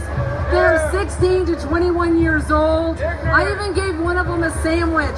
I'm standing there, they're all being rowdy, and the police are in the middle, and I'm looking at them, and all of a sudden I'm thinking, gosh, I've got an extra sandwich. These guys look hungry. And so it's like, does anybody want a sandwich? And about 4 rows back, one of the little guys went, I do. And so I had to pass it through our people to the police. It got passed way back, and then in the back he's waving it going, thank you. And I'm like, sure. And so we definitely can build some bridges. We definitely can do that. But one of the things that I want to talk about right now, and it has to do with the killings last week, it has to do with Jeremy Christian. I was there when he came to the march and he tried to attach himself to our group. He was not with us, but I also want to say something. That man is either psychotic or a schizophrenic. I spent 5 years working on a psychiatric unit. I was a nurse, a psychiatric nurse. I watched people. He wasn't making sense half the time. And when I thought that the mayor missed a leadership opportunity, what the mayor should have done is he should have put the spotlight on mental health in the state of Oregon. Do you guys realize that an independent mental health organization ranked Oregon number 49 out of 50 in mental health services? You know, I'm sorry, it's the mayor and the governor that own that man. It's not this group. And so they tried to turn it and they tried to put it that we own him because he tried to attach himself to us for 30 minutes. You know what? State of Oregon, city of Portland, you guys have had him for 35 years. You're the one that own it. And you missed an opportunity to put the focus on mental health. That would have brought us all together. That would have brought the people over there. We could have worked together.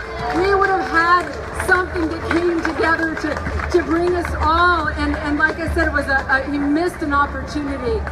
Now, one of the things, and I wanted to so badly come here and kind of talk about all this is, you know, let's come together and let's link up and let's sing Kumbaya and this is going to be great.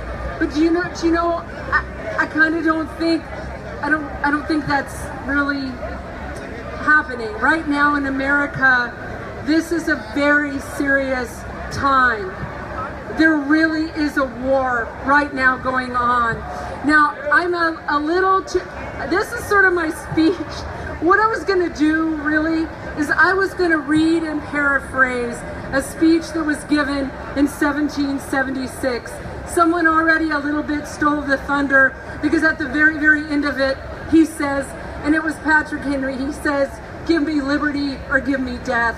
And you know, there's a lot of points to it, but one of the things in it, he said that the magnitude of the issue we're dealing with requires even more of a magnitude of honest and open discourse. We need to be able to hear all of our voices. We need to be able to all share and share loudly and debate wildly about the different things that we are dealing with. But how can we do it if one side doesn't even want to listen to us? If our opinions are so awful that they have to shout us down. And you know what they do is they paint us with a label. They paint us with a label because then it's easier to dismiss us. They can call us racist, then they can dismiss us. They can call us whatever it is and they can dismiss us. You know, you can look at my daughter, she's half Spanish, and tell I'm not racist. And so I reject that label. And I'm not homophobic and I'm not all of those things. But you know what I am? Is I am a woman that loves her country. And I love... And many of you, and many of you, I can tell, feel the same, and that's why it's so awesome that we come together. And it's so important that we don't let anybody stop that. It's so important that we link arms, that we take up this battle, and that we say no more. We are going to say our voice, we are going to say our thoughts, we are going to come out we are going to vote again. In fact, we're going to vote again in 2020 when Donald Trump gets his second term in. Thank you so much. Thank you for your attention.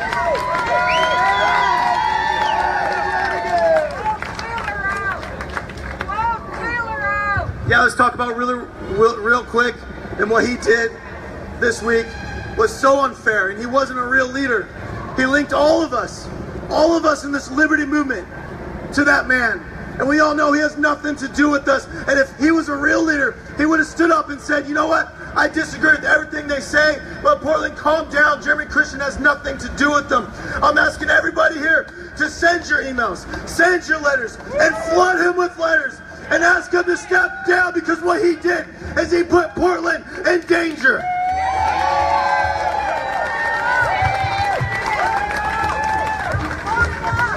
I call on Portland to get a real leader in there. A leader who will stand tall, stand up for what he believes in, not what the voters say, not what the liberals say, but stand tall, be honest, and be a real man.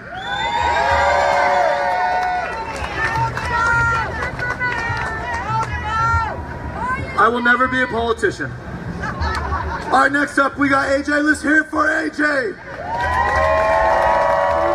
What's going on, Portland? What's going on, guys? Hey, you know what, guys? Today, I have a little bit of inspiration. A little bit of inspiration today. Okay, inspiration in my eyes goes ever. When I got here, I was confused, I was scared, I was shocked. I didn't know what to make of all this stuff going out here today, guys. I got Joey Gibson here, John Beavers, Tiny, David Fry. That's the inspiration for everybody. Everybody needs to understand that with good is always going to come sword and chaos, okay? But with chaos, God will prevail. God will prevail, okay? It doesn't matter your skin color, you know, your ethnicity, it does not matter. This whole race thing that's going on is garbage. Because at the end of the day, you know what? We all bleed red. We all bleed red. So the race is garbage. The race is garbage, okay? Now, for me, my inspiration, guys, for me, and I've seen a couple of them around here, are these three kids behind me, okay? They look up to me, they look up to John, they respect. Now, remember, I just said that. They respect their adults and they respect law enforcement. They respect their elders, which people do not have no more, okay? So, with that being said, guys, I don't have much to say. A lot of good speakers kind of read my mind in between things. I do want to thank Joey Gibson for being able to inspire me a little bit more. Get out here and speak my voice and quit being the voiceless. He has been a big inspiration to become a voice for the people that do not want to speak and are being that are being victimized, guys. That has to stop. In order for us to make a difference, I don't care who it is, we all have to unite as one. Be it one person, one community, one person, you can't stop that. Whether it be from the corrupt government to whatever it may be. So for me, to everybody out here, local law enforcement, hands off to all you guys. You guys did a wonderful job. Wonderful job today. Thank you guys very much. You guys put safety in my kids. My kids were kind of nervous, so I do want to thank you guys for that. To all the vets out there, my hat's off to all you guys. We live in the USA in a safe place because all you guys gave that to us. So with that being said, God bless everybody. Thank you, Joey Gibson, for letting me speak, and everybody else that's fighting for this movement.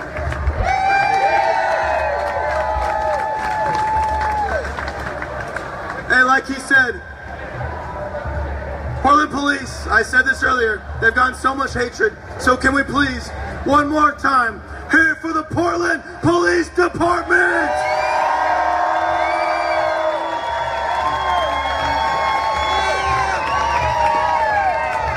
Do not overestimate how important that is to them. They're treated like trash all the time, and they've never had people come down here and cheer them on and respect them. So if you ever have a chance, you ever see them on the streets, you shake their hands and you thank them for all the crap that they put up with in this liberal city.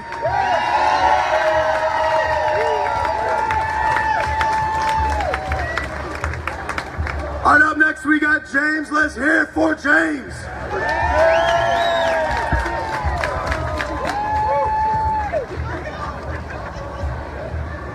Thank you. I'm here to give you the perspective of an old man who's watched our country fall apart for a long time. And with all these young people out here, I'm starting to feel a glimmer of hope. A glimmer. Thank you, young people. I'd like to do something to make it clear to the city of Portland and to the people of Portland where we stand on what happened last Friday. You know, Jesus Christ said, "Greater love hath no man than this, that a man lay his life down for his friends." And what happened last week, it involved brave men. Do we all recognize that a Republican, Rick Best, who died protecting 2 young women, is a great man? Do we recognize that? Do we recognize that a brave Democrat, Taliesin Namkai-Mesh, is he a great man? We stand together recognizing that. Now, there's been a lot of attack on people like the Oath Keepers and the 3%. People say that they're racists and they're evil. Well, you know what?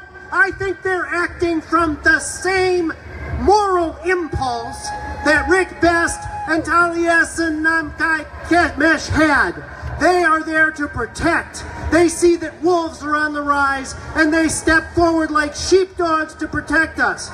The people who can't see that, the people sitting in that office over there who can't see that, they are morally blind. That is the great problem of our time. Our leaders and our elite are morally blind. They can't tell the difference between peaceful citizens who want to make a stand for what's right and people who want to cause trouble and shut them down.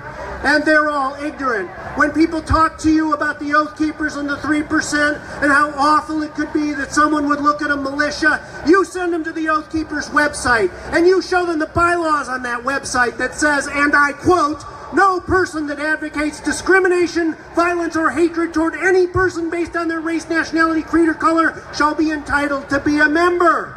And the 3%ers, they say the same thing. These aren't racist. Any idiot can look that up on the internet.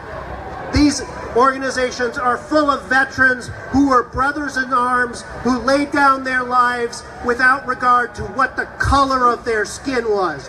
Now, we've got a very big false narrative that's motivating all these people. They say that patriotism is racism. The Black Lives Matter spokesman says, "Oh, patriotism has become synonymous with bigotry." That is BS.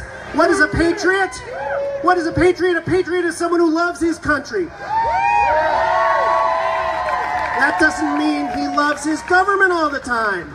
That doesn't mean he loves all the citizens of the world equally. It means he loves his country and his countrymen. The left say we should call out racism. Fine.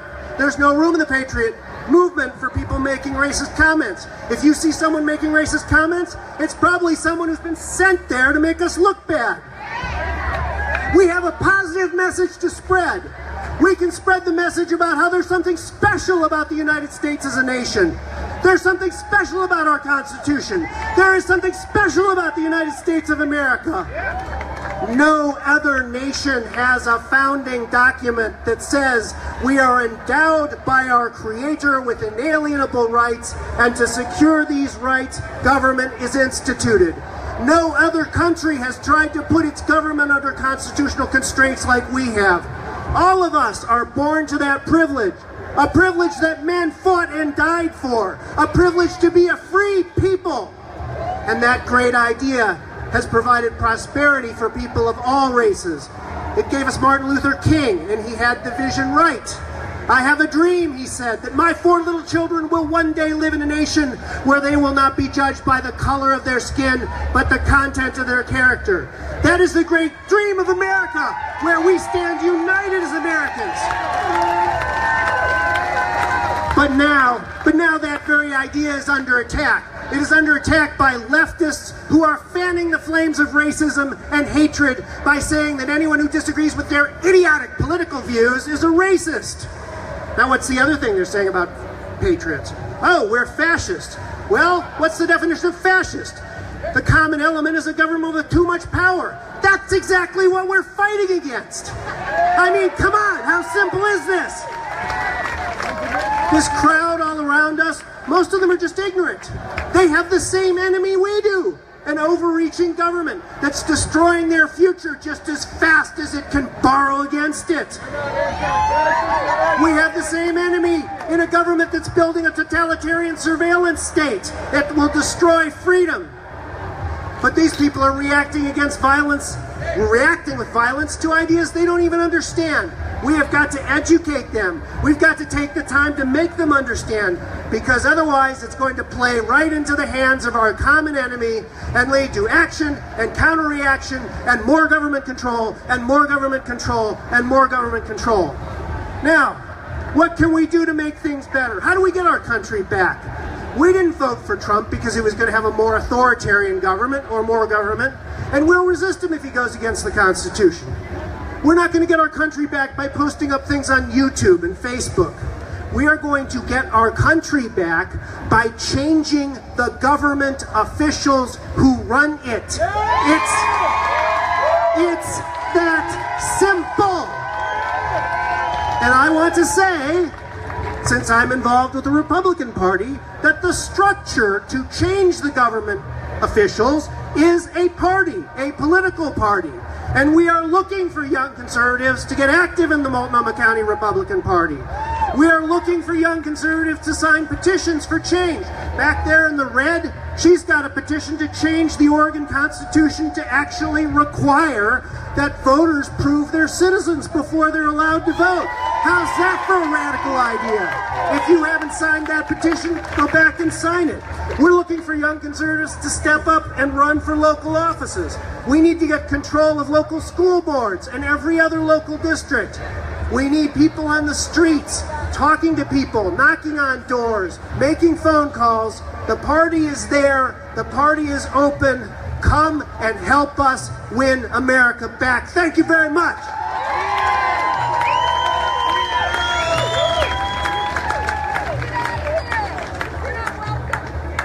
Okay, I believe we got 2 more speakers, and then I'm gonna finish up, and we'll go ahead and talk about a couple things, and we'll go from there. Next up, we got Diane. She wants to say a couple things about the churches in the area. Let's hear it for Diane.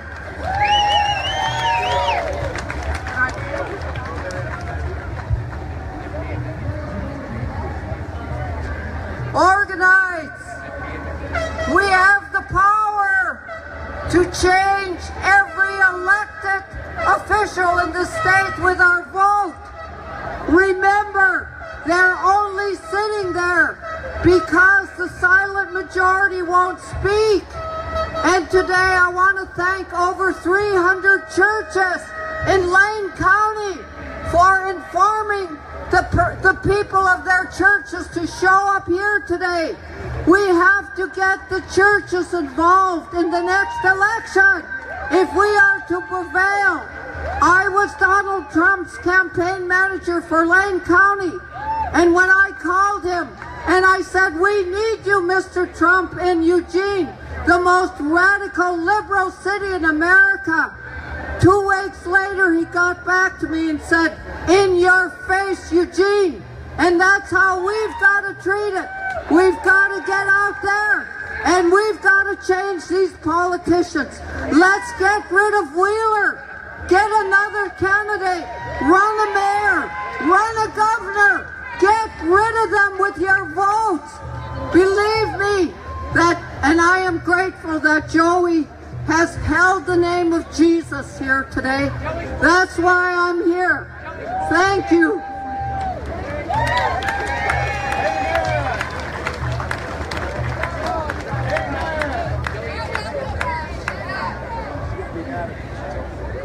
Where's Stuart Rhodes at? Where's Stuart Rhodes at?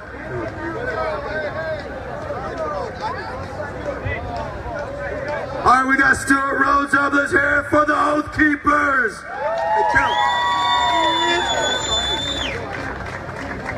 Hey, where's Tiny at?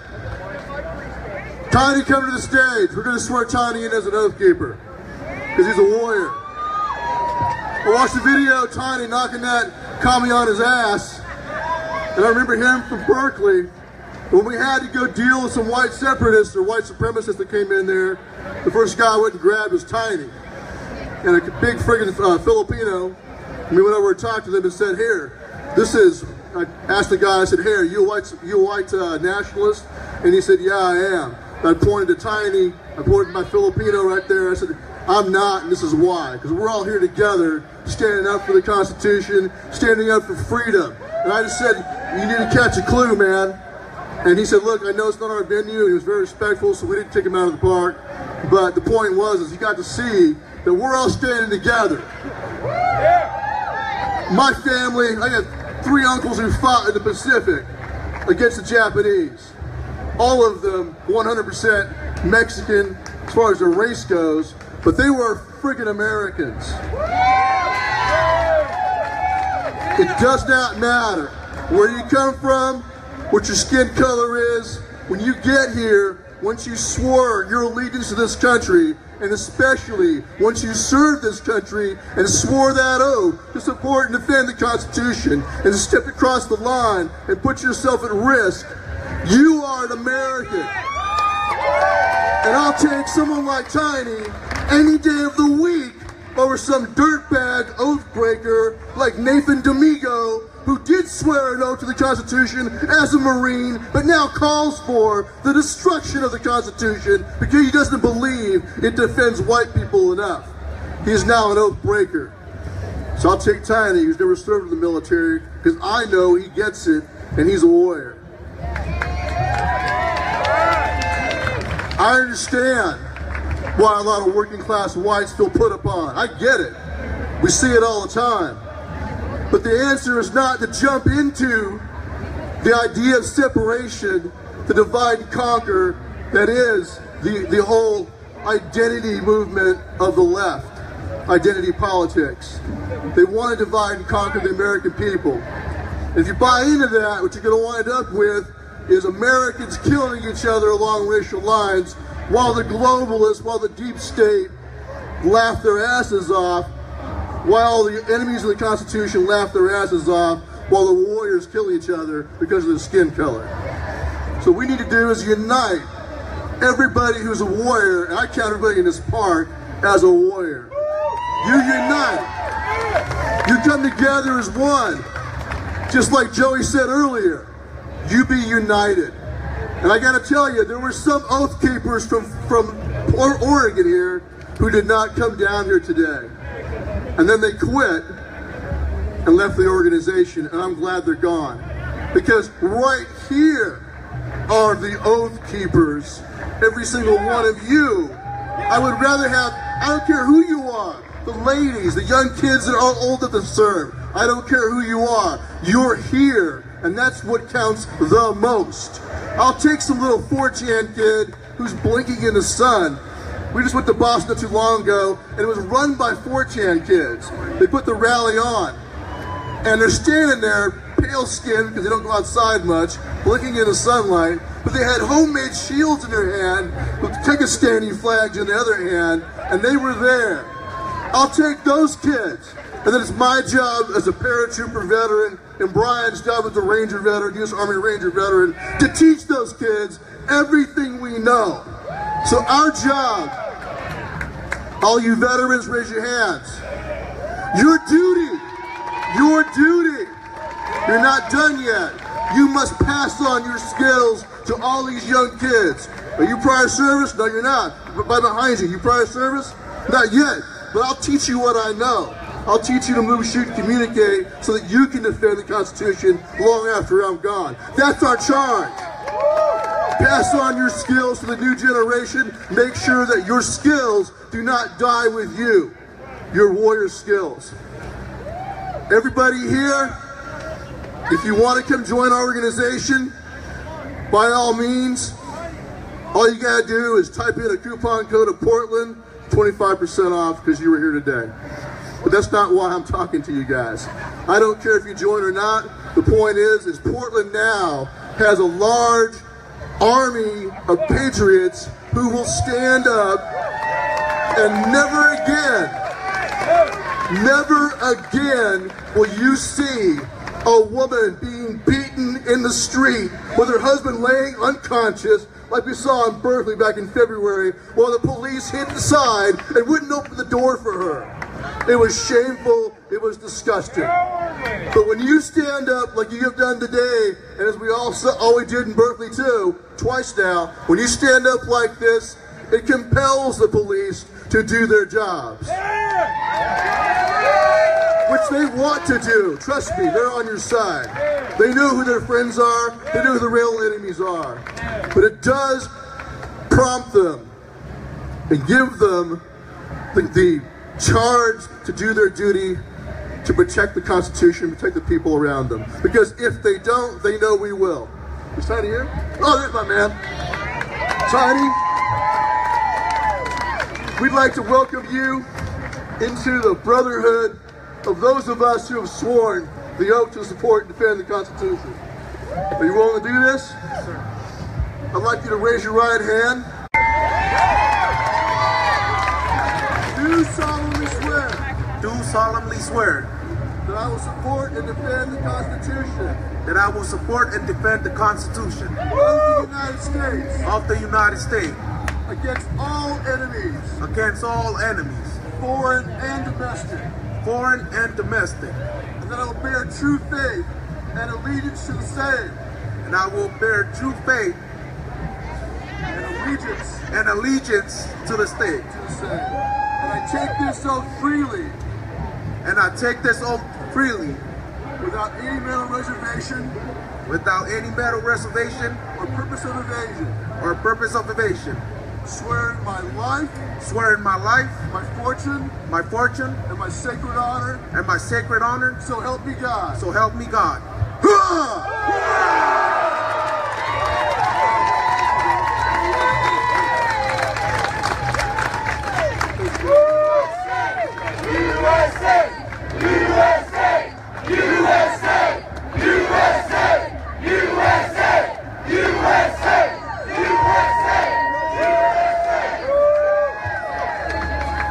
All right, let me talk about a couple quick things and I'm going to close out, okay?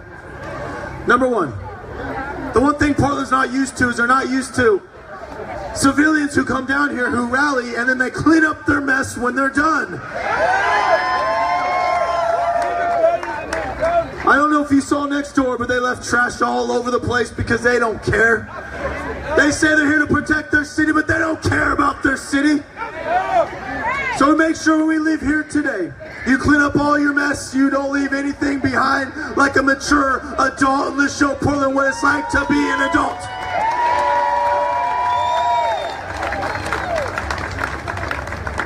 Now, before I close out, I just want everyone to know, if you, as you leave here today, number one, if you have a concern for safety, there's some of you need to come down here, come talk to us. We're going to get some groups to help you out, okay? Number two, those of you who are not concerned about your safety at all, I am going to ask you to please not beat up anybody on your way out of here. The media is extremely disappointed today because they thought there's going to be a war zone. The lying fake media thought that we're going to come down here and just spew out a bunch of hate and run around and just punch people. Oh, hey, one more thing. You need to understand about Willamette Weekly. They're the cause of this mess.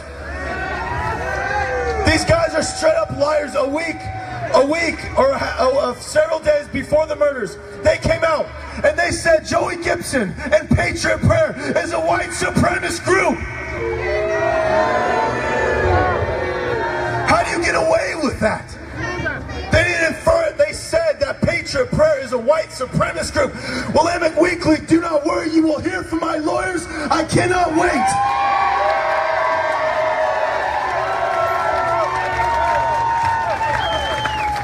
Antifa, Willamette Weekly, all these people around here, they're used to people just standing down. But no more. I will never stand down. I will always speak out. I will always come rally, non-stop. I will come into Portland hundreds of times if I have to until I get the respect, till you get the respect that we all deserve.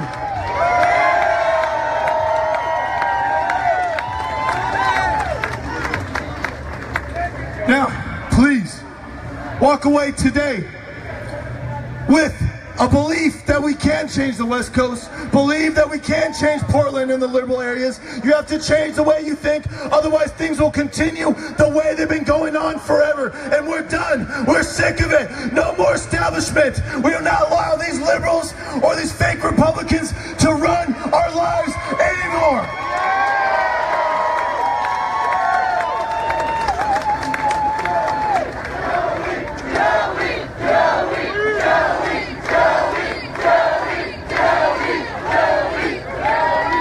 I appreciate that. Hey, I'm probably the only 33-year-old that people still call Joey, but I take pride in it. I love it, okay? Now, as I said, please check out Warriors for Freedom, check out Patriot Prayer. I appreciate everything you guys do, all the support you've given me in the last week. It's been a rough week, all the attacks, okay? I've never got so many death threats in my life. My wife is getting threats, our children, our whole family, but it doesn't matter because I understand I didn't do this to be safe. I didn't get into this to be popular. I got into this to stand against their hatred, to stand against everything that Portland is for. And the one thing that I hope more than anything that I can do, the only thing, okay, it's not about me, it's about getting other people to feel like it's okay to stand up and show what you believe in, even in Portland. Ladies and gentlemen, thank you so much for coming out here today. The largest conservative rally in the history of Portland. Thank you so much.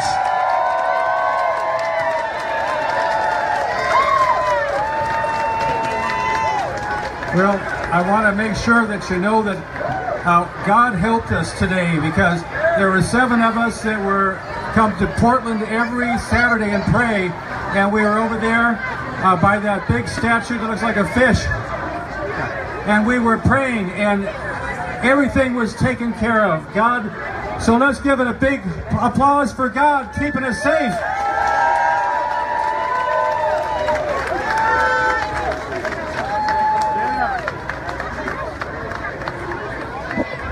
Alright guys, that concludes the rally. I have a lot more Good footage. afternoon, everybody. Anybody recognize me at all? I thought. You might have seen me on the news a couple years ago when my group, Safer Oregon PAC, filed a recall petition against Governor Kitzhaber that caused his own party to jump on him and push him out because of what I know. I didn't necessarily come here to bring a message of love, even though I love all of you. I love Oregon. Thank you. I'm an Army veteran. I served in the Oregon Army National Guard, and I was a trainer for 1st Brigade, 91st Division, Simulation Exercise Group 1, training every Guard and Reserve unit that went over to Pakistan, Afghanistan, and Iraq. My grandmother, she was a patriot, took me to meet Ronald Reagan when I was 6 years old. I'm a member of Sons and Daughters of Oregon Pioneers, and I'm a son of the American Revolution, and I love Oregon, and I'm sick of our leadership. I didn't come to bring a message of love. I came to bring a message of hate because I hate something. I hate child abuse. I hate Child Protective Services, which is organized child abuse, where 80% of the kids go through worse trauma than they ever did with their parents or their family. They are taking Patriots' kids, these liberal pukes that are running, they're taking Patriot kids and they are trafficking them into the hands of child abusers. I want everybody to know here in 2 weeks we are starting a recall petition against Kate Brown. Get on Facebook, look up Recall Kate Brown and Safer Oregon PAC. We will prove that she is covering up what happened to Kyron Horman. Thank you very much. We love you guys. All right, so that concludes the event today. And I'll be signing off. There's a whole bunch more footage going on that will be coming up later.